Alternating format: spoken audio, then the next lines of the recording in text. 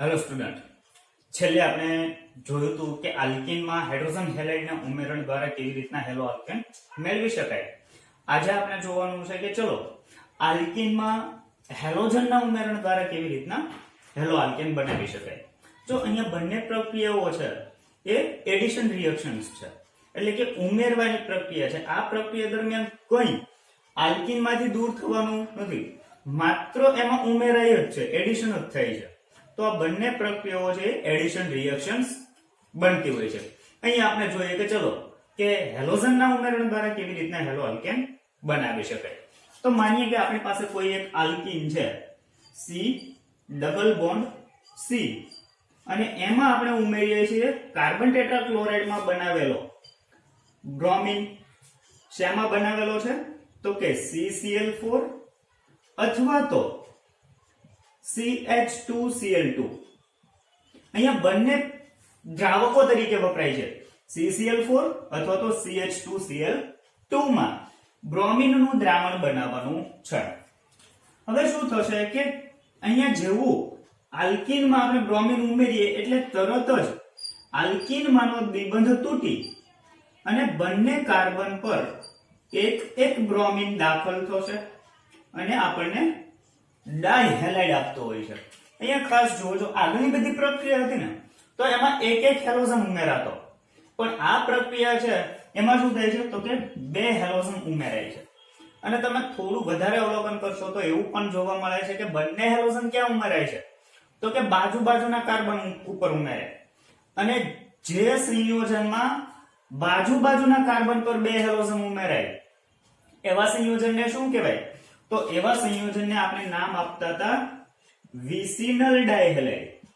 Vicinal dihalide મળે છે.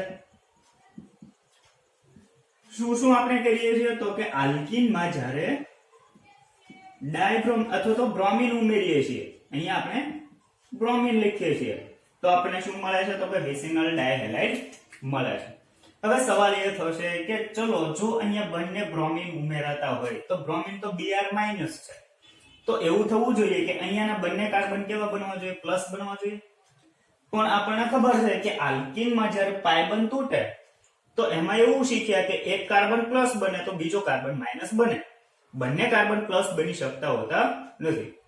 તો હવે આ ક્વેશ્ચન્સના સોલ્યુશન માટે આપણે આ પ્રક્રિયાની વાસ્તવિક રિએક્શન શું છે, એટલે કે એક્ઝેક્ટ એની રિએક્શન મિકેનિઝમ શું છે એ સમજવી જરૂરી બનતી હોય તો જ આપણા આ ક્વેશ્ચન્સનું સમાધાન આવી શકે. તો જોઈએ અહીંયા આ પ્રક્રિયાની ક્રિયાવિધિ શું છે. તો જુઓ, અહીંયા ચેક કરતા જઈએ એમની મિકેનિઝમ એટલે કે ક્રિયાવિધિને. તો શરૂઆતમાં આપણે લીધો તો alkene C double bond C, અને એમાં આપણે ઉમેરીએ છીએ બ્રોમિન Br અને Br. હવે અહીંયા જે બ્રોમિન પાસે ઇલેક્ટ્રોન છે કેટલા છે તો કે બંને બ્રોમિન પાસે આઉટરમોસ્ટ એટલે કે બાહ્યતમ કક્ષામાં 7 ઇલેક્ટ્રોન અવેલેબલ છે. હવે જ્યારે આપણે આલ્કીનમાં બ્રોમિન ઉમેરીએ એટલે શું થાય છે તો કે આલ્કીનમાંથી દ્વિબંધ તૂટે અને કોઈ એક કાર્બન પર દ્વિબંધના ઇલેક્ટ્રોન જાય તો આ કાર્બન આપણા માટે માઈનસ બનશે, એટલે કે આ કાર્બન પર ઇલેક્ટ્રોન વધશે. જેવા આ કાર્બન પર ઇલેક્ટ્રોન વધે છે એટલે તરત જ એ વધારાના ઇલેક્ટ્રોન એની નજીકના બ્રોમિનને આપે છે. તો હવે જુઓ, જો આ કાર્બન છે એ આ એની નજીકના બ્રોમિનને ઇલેક્ટ્રોન આપશે તો આ બ્રોમિને જે બીજા બ્રોમિન સાથે બંધની ભાગીદારી કરી લે છે એ બંધના બંને ઇલેક્ટ્રોન એ બીજા બ્રોમિનને આપી દેશે. તો હવે આગળ પ્રક્રિયા શું બને છે? તો આવી પ્રક્રિયા આપણી પાસે જોવા મળી કે ચલો અહીંયા થશે હવે C પ્લસ, અહીંયા થાય છે C, અહીંયા બંને વેલેન્સી કરી, અહીંયા હવે શું જોડાઈ ગયું તો કે Br. એની પાસે હવે કેટલા ઇલેક્ટ્રોન છે તો કે 6 ઇલેક્ટ્રોન છે. અને જો હવે આને શું કરી દીધો છે? ઇલેક્ટ્રોન કોને ડોનેટ કર્યા છે? બ્રોમિનને. તો એ શું બનશે? એ પણ હવે પ્લસ બનવાનો છે. હવે જુઓ જેવું અહીંયા બ્રોમિન છે એ અહીંયાના કાર્બન સાથે જોડાશે એટલે શું થાય તો કે અહીંયાનું જે કાર્બન પ્લસ બને છે એને તરત જ એની બાજુમાં રહેલો બ્રોમિન, સમજો આ જે બંધારણ છે એ તો કેવું હોવાનું, ખૂબ જ નાનું હોવાનું, એટલે અહીંયાનો કાર્બન પર જેવો ધન વીજભાર આવે એટલે કે આ કાર્બન પર જ્યારે ઇલેક્ટ્રોનની ઉણપ સર્જે એટલે એની બાજુના કાર્બન પર રહેલા બ્રોમિન કે જેની પાસે હજુ જમા ઇલેક્ટ્રોન છે, એની પાસે વધારાના ઇલેક્ટ્રોન છે, એટલે તરત જ આ બ્રોમિન છે એ અહીંયાના કાર્બનને પોતાના ઇલેક્ટ્રોન આપી એને તટસ્થ કરવાની કોશિશ કરશે. તો હજુ આગળ આપણી રિએક્શન શું થશે તો કે આગળ આપણી પ્રક્રિયા છે એ આગળ બની શકે. અહીંયા બનવાનું છે હવે C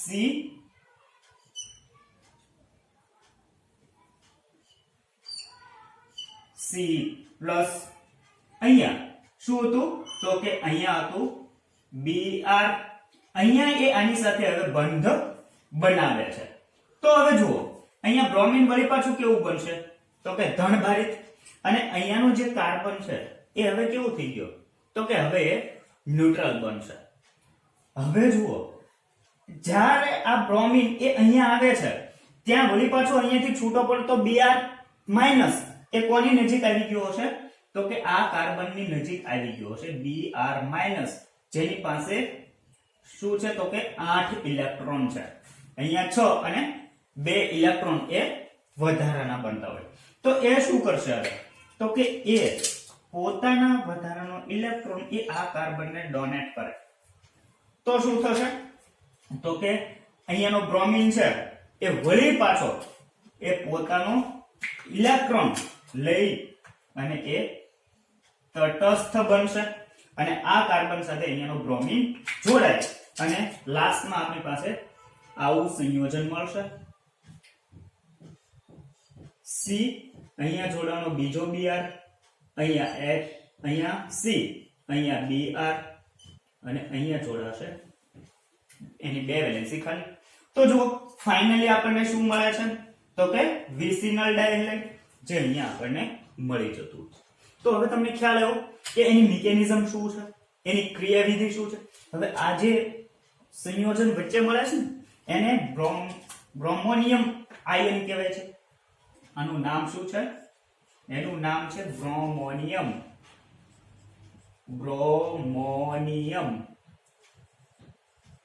આયન.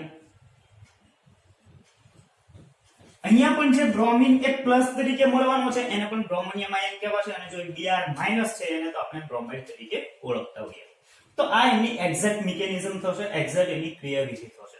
હવે આ ક્રિયાવિધિને રિલેટેડ આપણે એક્ઝામ્પલ લઈએ એટલે આપણો આ પોર્શન છે એ વધારે ક્લિયર થતો જાય. જુઓ તો અહીંયા આપણે એમના ઉદાહરણ લઈએ તો માનીએ કે આપણી પાસે કોઈ આવું એક એક્ઝામ્પલ છે. જુઓ દાખલા તરીકે CH3CH ડબલ બોન્ડ CH2 અને આમાં ઉમેરીએ છીએ ડાયબ્રોમિન. કોની હાજરીમાં તો કે તમને CCl4 પણ જોવા મળશે અથવા તો તમને CH2Cl2 પણ જોવા મળશે.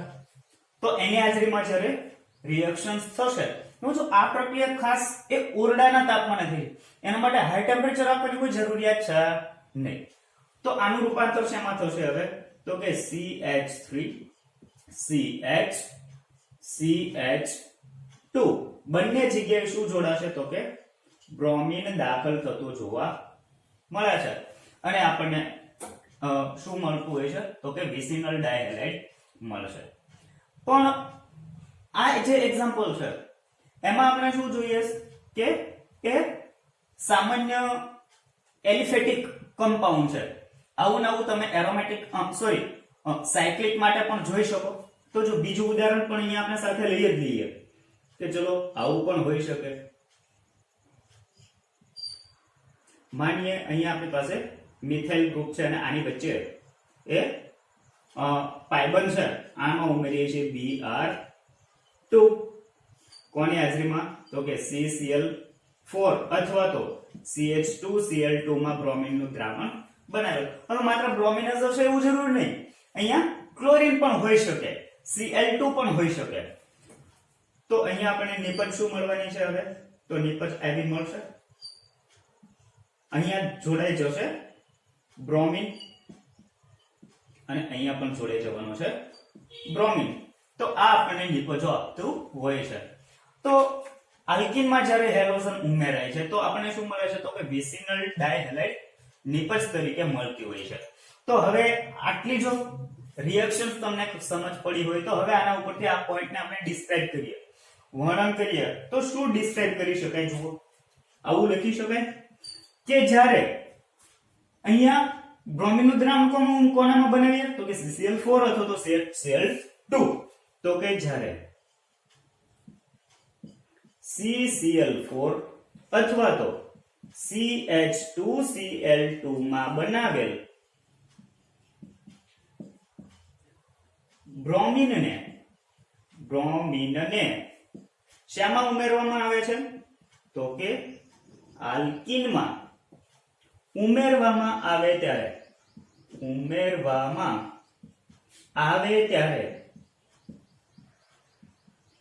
બ્રોમિનનો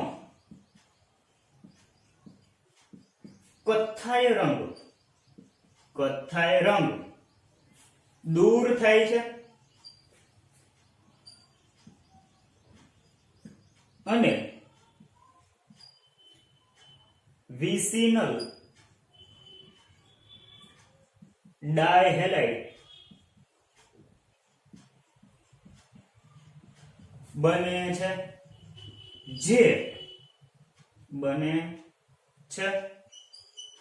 જે કેવું છે? તો કે જે રંગવિહીન છે.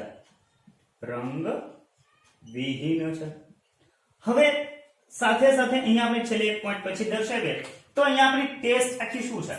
તો કે અહીંયાનો જે બ્રોમિન છે એ હવે કેવો હોવાનો છે?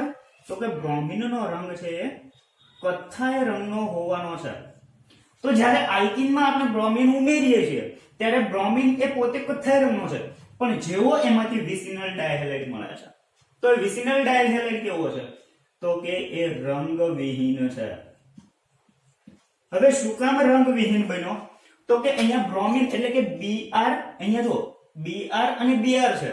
તો કે બ્રોમિન છે ત્યારે એ કથ્થાઈ છે, પણ એમાંથી જ્યારે બ્રોમાઇડ બનવાનો છે તો બ્રોમિન અને બ્રોમિન વચ્ચેના બંધ જ્યારે તૂટવાના છે તો એનો રંગ એ જતો રહેશે અને એ શું બનવાનો છે? તો કે વિસિનલ ડાયહેલાઇડ બનાવવાનો છે જે રંગવિહીન છે. તો આ રંગવિહીન ક્યારે બન્યું? તો કે જ્યારે આલ્કીનમાંનો દ્વિબંધ તૂટી અને બંને દ્વિબંધના કાર્બન સાથે જ્યારે બંને બ્રોમાઇડ જોડાણા તો એ જો કે બંને બ્રોમાઇડની એક બ્રોમિનિયમ આયન જોડાય છે અને બીજો બ્રોમાઇડ જોડાય ત્યારે એ હંમેશા રંગવિહીન બનાવે છે. તો એનો મતલબ એવો થયો કે જેટલા દ્વિબંધ ધરાવતા સંયોજનો આલ્કીન સંયોજનો છે એટલે કે અસંતૃપ્ત સંયોજનો છે, એ અસંતૃપ્ત સંયોજનોમાં જ્યારે બ્રોમિન ઉમેરવામાં આવે તો એ દ્વિબંધ તૂટે છે અને એ સંતૃપ્ત બને છે જે રંગવિહીન હોય છે. તો એનો મતલબ એવો થયો કે આ જે આખી ટેસ્ટ છે ને એ તમે પ્રેક્ટિકલમાં પણ યુઝ કરો છો. માનો કે તમારી પાસે કોઈ એક અસંતૃપ્ત પદાર્થ છે અને તમારે જાણવું છે કે એમાં દ્વિબંધ છે કે નહીં. જો કે અસંતૃપ્ત હશે એટલે દ્વિબંધ હશે, પણ તમને કોઈ અજ્ઞાત પદાર્થ આપ્યો છે અને જાણવું છે કે એમાં દ્વિબંધ છે કે નથી. તો જેવું તમે એમાં CCl4 અથવા તો CH2Cl2 માં બનાવેલું બ્રોમિન ઉમેરશો તો જો એ બ્રોમિનનો રંગ દૂર થાય તો સમજવું કે આપેલા પદાર્થમાં ક્યાંક દ્વિબંધ રહેલો છે, તો જ એ દ્વિબંધ તૂટી બ્રોમિન ત્યાં જોડાય અને સંતૃપ્ત પદાર્થ બનાવે અને એ સંતૃપ્ત પદાર્થ રંગવિહીન જોવા મળશે. તો એનો મતલબ એવો થયો કે આ કસોટી ક્યાં ઉપયોગી છે? તો કે આ કસોટી એ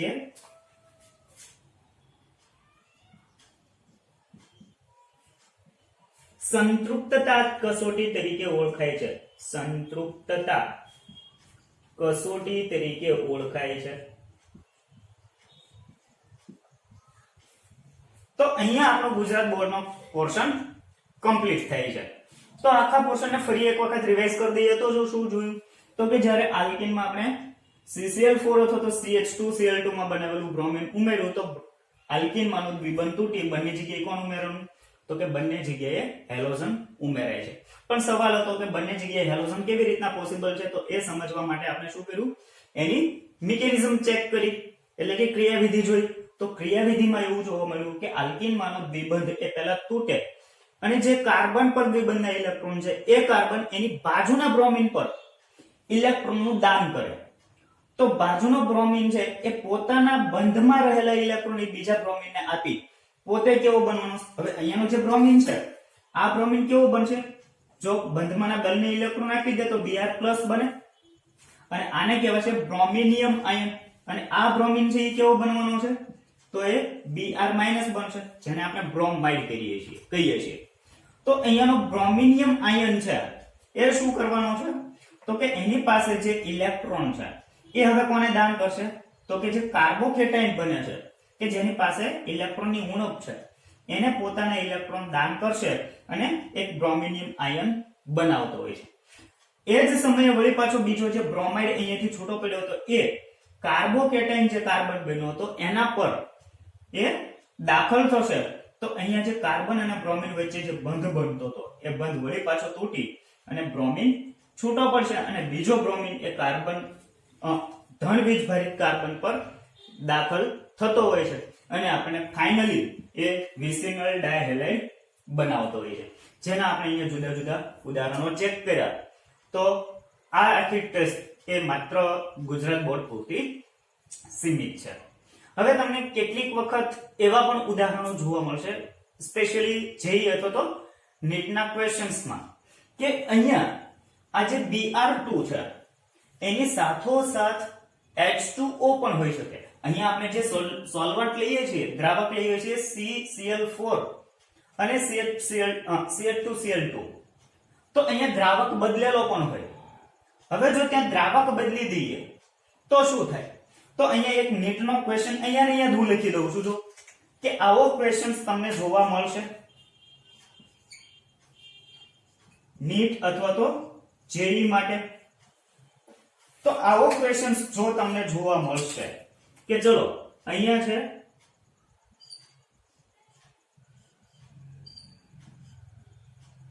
આવું છે અને અહીંયા લખે છે Br2 અને સેકન્ડ લખે છે H2O, અથવા તો એવું કહી દે છે કે બ્રોમિન નું દ્રાવણ શામાં બનાવેલું છે, પાણીમાં બનાવેલું છે.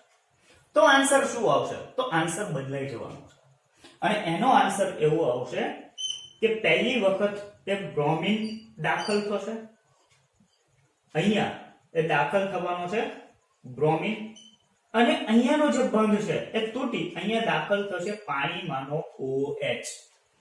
પહેલી વખતે જ્યારે કાર્બોનિયમ અહીંયા જે કાર્બોનિયમ આયન બને, જો આ શું બનશે કાર્બોનિયમ આયન અને આ કાર્બોકેટાયન, તો કાર્બોનિયમ આયન સાથે તો એ Br જ જોડાવાનો છે. પરંતુ જ્યારે બીજી વખત કાર્બોકેટાયન બને છે તો કાર્બોકેટાયનમાં સાથે શું જોડાશે, તો કે પાણીમાંનો OH- એ અહીંયાના પ્લસ કાર્બન સાથે જોડાશે. તો એ આપણને બ્રોમોહાઇડ્રિન નિપજ આપણને આપતી હોય છે. તો આ જે નિપજ છે એ નિપજ શાના તરીકે ઓળખાય છે, તો કે બ્રોમોહાઇડ્રિન નિપજ તરીકે ઓળખાતી હોય છે, જે સ્પેશિયલી તમને જોઈએ તો નીટના ક્વેશ્ચન્સમાં આ ક્વેશ્ચન્સ જોવા મળતો હોય છે. અધરવાઇઝ ગુજરાત બોર્ડ માટે અહીંયા સુધીનું ઇનફ છે. હવે આપણે જોવા જઈએ કે ચલો આ આખી જે ટેસ્ટ છે એ તો ઓરડાના તાપમાને થાય છે, સામાન્ય તાપમાને થાય, પણ જો આની જ આ ટેસ્ટ એને હું હાઈ ટેમ્પરેચર લઈ જાઉં તો નિપજ બદલી જવાની છે, આ નિપજ મળશે નહીં. તો એ ક્વેશ્ચન્સ એ જઈએ તો નીટના બનતા હોય છે. તો હવે પછીનો પોર્શન છે એ આપણા માટે જઈએ તો નીટ લેવલનો છે, જે આપણે આગળ ચેક કરતા જઈએ છીએ. તો ચલો હવે આપણે જોતા જઈએ કે આની આ જ પ્રક્રિયા જ્યારે ઊંચા તાપમાને કરવામાં આવે તો નિપજ તરીકે શું મળશે. આપણે પહેલા આગળનું જે ઉદાહરણ હતું એનું એ જ ઉદાહરણ અહીંયા ફરી વખત લઈએ. તો જુઓ ઉદાહરણ આવું હતું CH2 ડબલ બોન્ડ CH3, આમાં આપણે ઉમેરીએ છીએ બ્રોમિન. પણ હવે જ્યારે આની આ પ્રોસેસ એ ઊંચા તાપમાને કરવામાં આવે એટલે કે 400 થી 600 અંશ સેલ્સિયસ તાપમાન હોય, અથવા તો આવું આપેલું હોય અલ્ટ્રાવાયોલેટ રેઝ, તો આની આ પ્રક્રિયા હવે શું કરશે, તો કે જો અહીંયા આપણે શું કરતા હતા તો કે અહીંયા CCl4 અથવા તો CH2Cl2 લેતા હતા તો આપણને નિપજ તરીકે આવું મળતું હતું કે ચલો CH2CH3 અહીંયા મળ્યું હતું Br અને અહીંયા પણ Br એનો મતલબ એવો કે જ્યારે સામાન્ય તાપમાને આ પ્રક્રિયા થતી હતી ઓરડાના તાપમાને ત્યારે એ પ્રક્રિયા કઈ હતી તો કે ઉમેરણ પ્રક્રિયા હતી પણ હવે જ્યારે આ કન્ડિશન સાથે આ રિએક્શન અપાવશું તો આપણને નિપજ આ મળવાની નથી કારણ કે ઊંચા તાપમાને જ્યારે આ પ્રક્રિયા થાય છે ત્યારે એ એડિશન રિએક્શન નહીં બનતા એ સબસ્ટિટ્યુશન એટલે કે વિસ્થાપન પ્રક્રિયા બની જતી હોય છે અને વિસ્થાપન પ્રક્રિયામાં આપણને ખબર છે કે પહેલા આલ્કીન માંથી કંઈક દૂર થવાનું છે અને પછી એના સાથે એક હેલોજન જોડાવાનો છે તો હવે જોઈએ કે ચલો કેવી રીતે તો આની હવે પ્રક્રિયા આપણે આગળ લઈ જઈએ તો શું થાય છે તો કે આ પ્રક્રિયા હવે વિસ્થાપન પ્રક્રિયા બનશે વિસ્થાપન પ્રક્રિયામાં પણ મુક્તમૂલક વિસ્થાપન બનવાનું છે પહેલા આમાંથી બનશે મુક્તમૂલક અને પછી આપણો જે શરૂઆતનો લેક્ચર હતો આલ્કેન માંથી હેલો આલ્કેન ની બનાવટ મુક્તમૂલક દ્વારા તો એક્ઝેક્ટ એ રિએક્શન હવે અહીંયાથી શરૂ થવાની છે પણ એ પણ જોઈએ કે ચલો મુક્તમૂલક બનશે ક્યાં તો મુક્તમૂલક એ હવે અહીંયા દ્વિબંધના એક પણ કાર્બન માંથી હાઇડ્રોજન દૂર થવાનો નથી દ્વિબંધની બાજુના કાર્બન માંથી અહીંયાનો જે દ્વિબંધ છે એની બાજુના કાર્બન પાસેથી એક હાઇડ્રોજન દૂર થઈ ત્યાં મુક્તમૂલક બનશે એટલે કે આવું બનવાનું છે CH2 double bond CH CH2 અહીંયા બનવાનો છે ફ્રી રેડિકલ્સ મુક્તમૂલક અને શું થાય છે એક હાઇડ્રોજન એ મુક્તમૂલક તરીકે દૂર થાય એવું જ અહીંયા જે બ્રોમિન છે એનું પણ મુક્તમૂલકમાં રૂપાંતર થશે તો એ પણ શું બને છે Br ફ્રી રેડિકલ્સ અને બીજો Br ફ્રી રેડિકલ્સ તો હવે આના વચ્ચે શું થશે તો કે હવે આના વચ્ચે આ જે મુક્તમૂલકના ઇલેક્ટ્રોન્સ છે એ ઇલેક્ટ્રોન દ્વારા બંધનું નિર્માણ થશે અને આપણને હેલો આલ્કેન આપવાનો છે તો જો સ્પેશિયલી જુઓ અહીંયા શું થાય છે તો અહીંયા એવું થાય છે કે આખી પ્રક્રિયા કેવી છે તો કે આખી પ્રક્રિયા એ મુક્તમૂલક પ્રક્રિયા છે સાથે સાથે એ પણ તમે જુઓ છો કે અહીંયા વિસ્થાપન પ્રક્રિયા પણ છે વિસ્થાપન કયા કાર્બન પરથી થાય છે તો કે વિસ્થાપન છે એ એલાયલિક કાર્બન પરથી થાય છે ખાસ જુઓ કયા કાર્બન પરથી થાય છે તો કે એલાયલિક કાર્બન હવે એલાયલિક કાર્બન એટલે શું તો ફરી પાછા તમે પ્રીવિયસ લેક્ચરમાં જાઓ કે હેલો આલ્કેન અને હેલો એરીન નું વર્ગીકરણ તો ત્યાં આપણે શીખ્યા હતા એલાયલિક હેલાઇડ તો જ્યારે દ્વિબંધ ધરાવતા કાર્બનની બાજુનો કાર્બન જે હોય કે જે sp3 સંકૃત છે એને આપણે એલાયલિક કાર્બન ગણતા હતા તો હવે અહીંયા જે વિસ્થાપન થવાનું છે એ કયા કાર્બન પરથી થવાનું છે તો કે અહીંયા જે વિસ્થાપન થાય છે વિસ્થાપન પ્રક્રિયા એ એલાયલિક વિસ્થાપન છે એલાયલિક વિસ્થાપન પ્રક્રિયા છે અહીંયા ફરી વખત જોઈએ કે એલાયલિક કાર્બન પરથી હાઇડ્રોજન દૂર થઈ અને શું બને છે તો કે મુક્તમૂલક બને છે અને મુક્તમૂલક બન્યા પછી અહીંયાના બ્રોમિન માંથી બનતો મુક્તમૂલક એ હેલો આલ્કેન નું નિર્માણ કરતો હોય છે ખાસ ચેક કરો કઈ કન્ડિશન છે તો કે જ્યારે આલ્કીનમાં હેલોજન નું ઉમેરણ એ ક્યારની કન્ડિશન હોય તો કે ઊંચા તાપમાનની પરિસ્થિતિમાં હોય ત્યારે એ એડિશન એટલે કે ઉમેરણ પ્રક્રિયા નહીં બનતા એ કઈ પ્રક્રિયા બને છે વિસ્થાપન એટલે કે સબસ્ટિટ્યુશન રિએક્શન બનતી હોય છે વિસ્થાપન પ્રક્રિયા બનતી હોય છે અને એ પણ કઈ વિસ્થાપન પ્રક્રિયા તો કે મુક્તમૂલક વિસ્થાપન પ્રક્રિયા બનતી હોય છે હવે અહીંયા આપણે આના બીજા કેટલાક ઉદાહરણો જોઈએ તો જુઓ કેવી રીતના પ્રક્રિયા થશે તો માનીએ કે અહીંયા આપણી પાસે હજુ એક એક્ઝામ્પલ લઈ લઈએ ચલો CH3 CH double bond CH CH3 આમાં આપણે બ્રોમિન નું ઉમેરણ કરીએ છીએ Br2 અને અહીંયા તો કે હાઈ ટેમ્પરેચર, અથવા તો એવું પડશે અહીંયા અલ્ટ્રાવાયોલેટ રેઝ, અથવા તો એવું હશે કે અહીંયા 500 અથવા તો 400 થી 600 અંશ સેલ્સિયસ ટેમ્પરેચર. તો નિપજ શું મળશે? તો જુઓ, પહેલા શું થવાનું છે? તો કે પહેલા આમાંથી એલાયલિક કાર્બન ઉપર મુક્તમૂલક બનવાનો છે. તો અહીંયા જુઓ, એલાયલિક કાર્બન આપણા માટે કયા બને? તો બે એલાયલિક કાર્બન છે. જો દ્વિબંધ ધરાવતા કાર્બનની બાજુનો કાર્બન એટલે આ કાર્બન પણ બનશે, અહીંયા પણ બને છે. તો બંને એલાયલિક કાર્બન છે અને બંને કાર્બન સેમ છે. જુઓ, તો આપણે કોઈ પણ એક કાર્બનને મુક્તમૂલક બનાવશું. તો જુઓ, આવું બનશે CH3 CH double bond CH. અહીંયા આના પર બને છે મુક્તમૂલક. અહીંયા બનવાનું છે Br, આની સાથે જોડીએ એની બાજુમાં બનશે.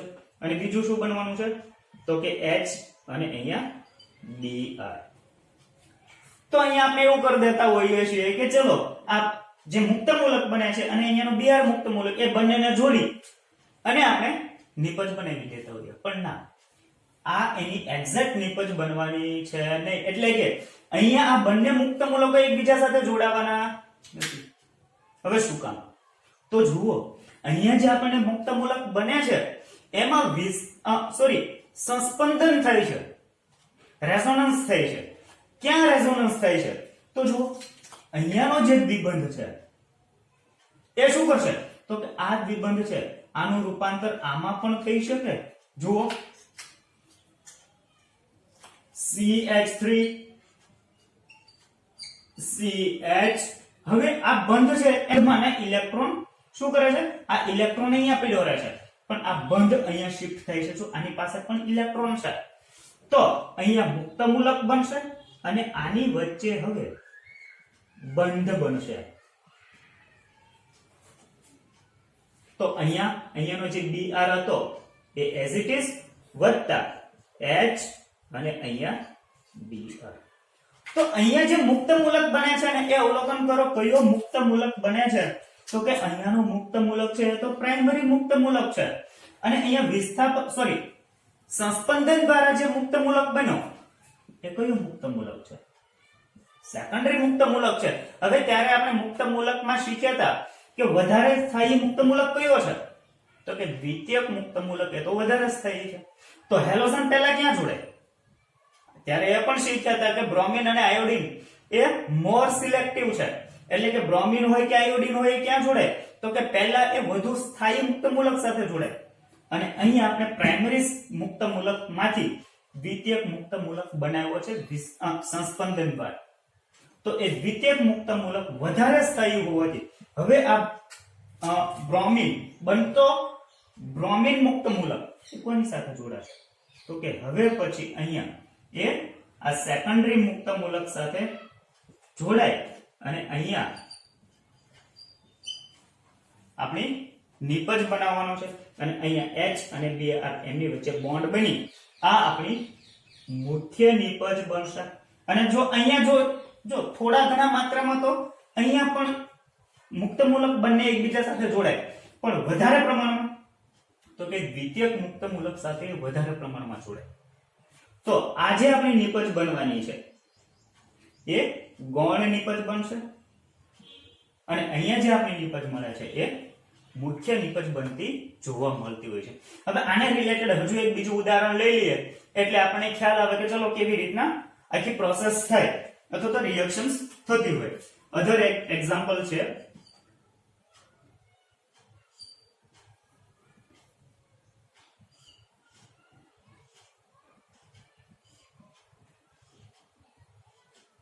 ચલો આમાં આપણે ઉમેરીએ છીએ Br2 એક કોની હાજરીમાં? અલ્ટ્રાવાયોલેટ રેઝ, બરાબર, અથવા તો હાઈ ટેમ્પરેચર. તો અહીંયાથી શું થવાનું છે? તો કે પહેલા એમનાથી મુક્તમૂલક બનશે. તો કયા કયા મુક્તમૂલકો બની શકે? જો પહેલી કન્ડિશનમાં શું થશે? તો કે એલાયલિક કાર્બન પહેલા તો વિચારવો પડશે અને એલાયલિક કાર્બન પર મુક્તમૂલક બનવાનો. તો જો આ જે દ્વિબંધ છે એની બાજુનો કાર્બન એટલે આ એલાયલિક કાર્બન થશે અને બીજો આ એલાયલિક કાર્બન થશે. આ બંને શું છે? એલાયલિક કાર્બન છે અને બંને પરથી શું થઈ શકે તો કે હાઇડ્રોજન દૂર થઈ અને એ મુક્ત મૂલક બનાવી શકે. તો પહેલો મુક્ત મૂલક આપણે આમાંથી બનાવીએ તો આવો બનશે. દ્વિબંધ એઝ ઇટ ઇઝ, અહીંયા methyl group as it is, અહીંયા બને છે ફ્રી રેડિકલ્સ મુક્ત મૂલક અને બીજો મુક્ત મૂલક આવો બનશે.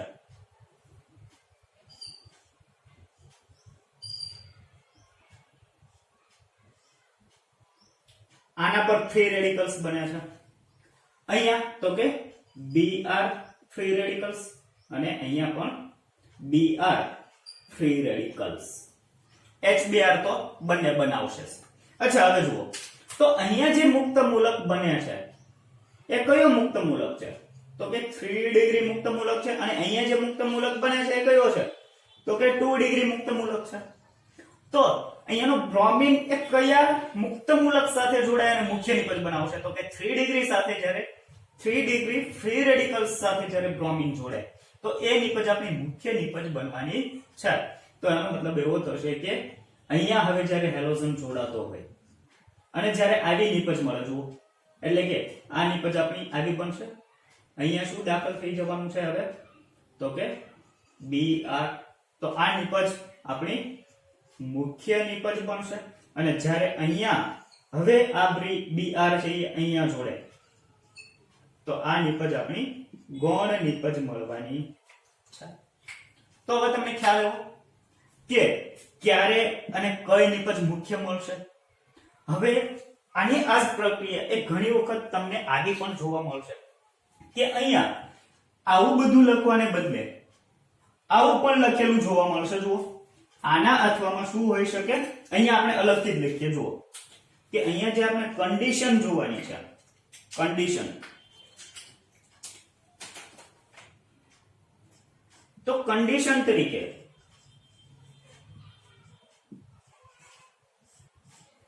શું હતું તો કે કન્ડિશનમાં આપણે જોયું હતું Br2 at high temperature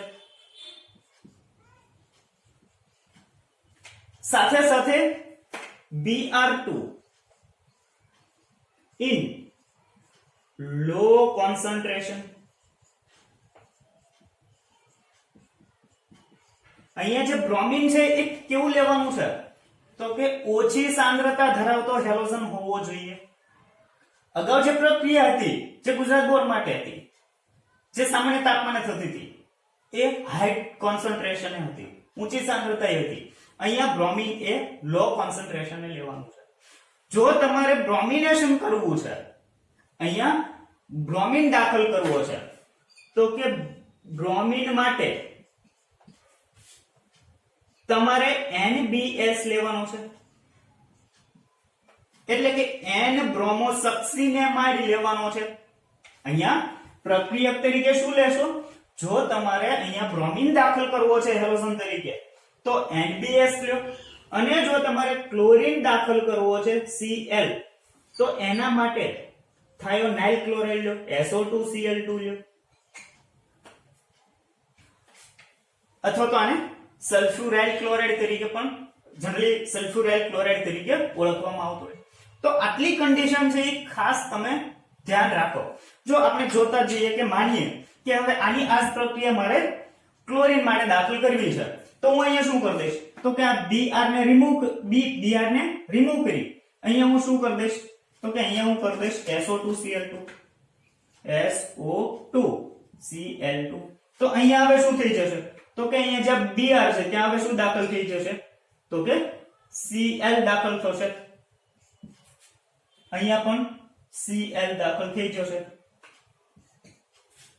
માનો કે આની આ રિએક્શન અહીંયા Br ને બદલે તમને આવું પણ જોવા મળશે ઘણી વખત કે ચલો અહીંયા તમને એવું જોવા મળશે કે ભાઈ NBS N બ્રોમો સક્સિનેમાઇડ અને અહીંયા H તો પણ રિએક્શન્સ સેમ છે કારણ કે NBS છે એમાં બ્રોમિન ની સાંદ્રતા કેવી હોય છે ઓછી સાંદ્રતા હોય છે અને આપણે આ આખી થિયરી એ કોના માટે લાગુ પડે છે તો કે બ્રોમિન ઇન લો કોન્સન્ટ્રેશન, ઓછી સાંદ્રતા માટે લાગુ પડે છે. અને અહીંયા તો કે Hν હોઈ શકે, અથવા તો અહીંયા ડેલ્ટા હોઈ શકે, અથવા તો અહીંયા 400 થી 600 અંશ સેલ્સિયસ તાપમાન પણ હોઈ શકે. તો આ કન્ડિશનમાં જ્યારે તમને કોઈ ક્વેશ્ચન્સ જોવા મળે તો એ એડિશન રિએક્શન નહીં આપતા કઈ રિએક્શન આપે છે તો કે એ સબસ્ટિટ્યુશન રિએક્શન આપે છે. અને એ પણ કઈ સબસ્ટિટ્યુશન તો કે ફ્રી રેડિકલ સબસ્ટિટ્યુશન રિએક્શન્સ આપતા હોય છે. તો સ્પેશિયલી જેઈ હતો તો નીટ માટે આ ક્વેશ્ચન્સ બનતો હોય છે. ગુજરાત માટે આનું કોઈ ઇમ્પોર્ટન્સ છે નહીં. એટલે જે સ્ટુડન્ટ માટે ગુજરાત બોર્ડની પ્રિપેરેશન કરે છે એ રિલેક્સ રહે. તો છેલ્લા ઉદાહરણ સાથે હવે આપણે લેક્ચરને પૂર્ણાહુતિ તરફ આગળ વધારીએ. તો જુઓ છેલ્લું એક્ઝામ્પલ અહીંયા આપણી પાસે કંઈક આવું છે. For example CH3 CH2 CH double bond CH2. અહીંયા આપણે લઈ લઈએ છીએ હવે NBS N બ્રોમો સક્સિનેમાઇડ સનલાઇટ અથવા તો ફોટોનની હાજરીમાં. તો શું થશે તો કે અહીંયા હવે આપણે જોવા જઈએ તો એલાઇલિક સબસ્ટિટ્યુશન થશે, એલાઇલિક વિસ્થાપન થવાનું છે.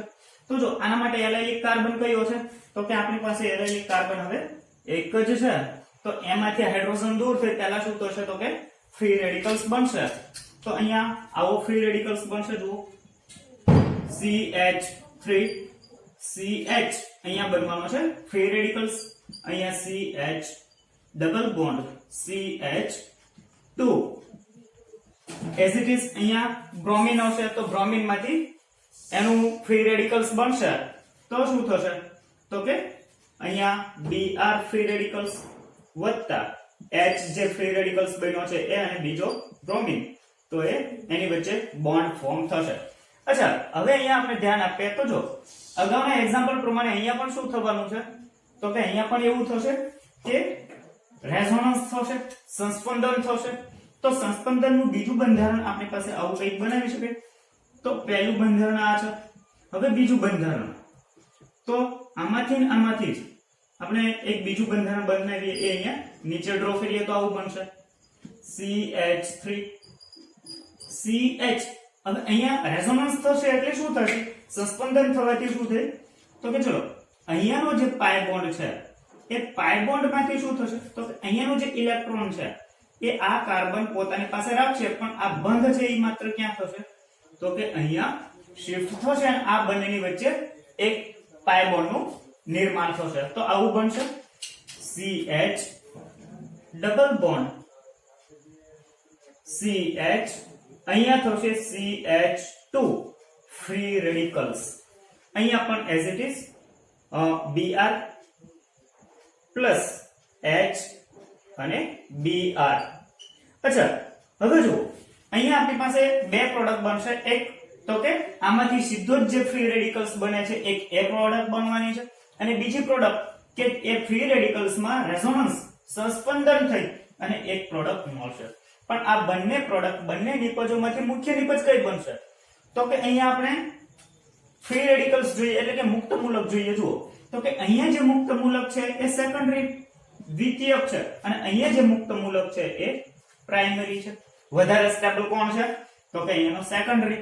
તો વધારે આ નિપજ મળવાની છે એટલે કે મુખ્ય નિપજ છે એ આ નિપજ મળશે, આ નિપજ મળશે, પણ એ ઓછી માત્રામાં મળશે એટલે કે ગૌણ પ્રોડક્ટ બનશે. તો અહીંયાની નિપજ લખી દઈએ તો અહીંયાનો બ્રોમિન એ શું થશે તો કે સેકન્ડરી ફ્રી રેડિકલ્સ સાથે જોડાય અને આપણને પ્રોડક્ટ આપશે. અહીંયા પણ શું થશે તો કે અહીંયા તો સેકન્ડરી ફ્રી રેડિકલ્સ અને અહીંયા છે એ પ્રાઇમરી ફ્રી રેડિકલ્સ છે. તો અહીંયાનો જે બ્રોમિન છે એ હવે શું થવાનું છે તો કે આ CH2 સાથે જોડાય અને એક પ્રોડક્ટ મળશે. તો અહીંયાની પ્રોડક્ટ એ મુખ્ય નિપજ છે અને અહીંયાની જે પ્રોડક્ટ છે એ છે ગૌણ પ્રોડક્ટ. તો હવે તમને ખ્યાલ આવ્યો છે કે કેવી રીતના કોઈ મેઇન પ્રોડક્ટ બનશે અને કઈ ગૌણ પ્રોડક્ટ બનશે. તો આઈ હોપ કે આખો કોન્સેપ્ટ એ હવે તમને ક્લિયર છે, અને આ સાથે જ આજનો પોઈન્ટ અહીંયા કમ્પ્લીટ કરીએ છીએ. Thank you.